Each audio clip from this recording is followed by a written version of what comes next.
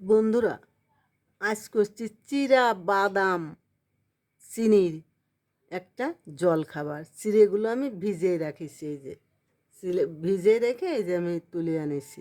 এই আছে বাদাম, এ আছে কলা, এ আছে চিনি। দেখুন আমি একটা জল খাবার করব। বাদামটা আমি ভেজে নিব, দেখতে লাগুন।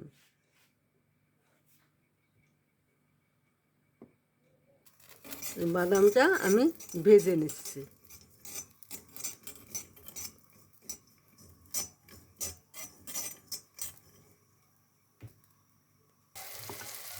দেখুন বন্ধুরা, এইভাবে দিতে হবে।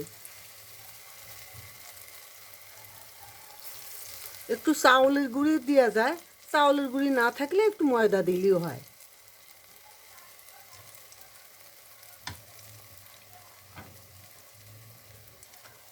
কম জালে এটা মুসমুসে করে ভাজতে হবে, খেতে খুব সুন্দর লাগবে। বাদাম দিয়ে আছে।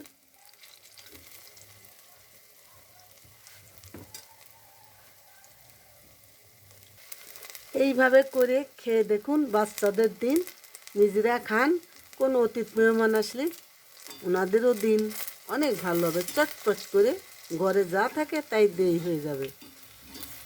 ভিডিওটা ভালো লাগলে লাইক কমেন্ট শেয়ার দেবেন। ধন্যবাদ।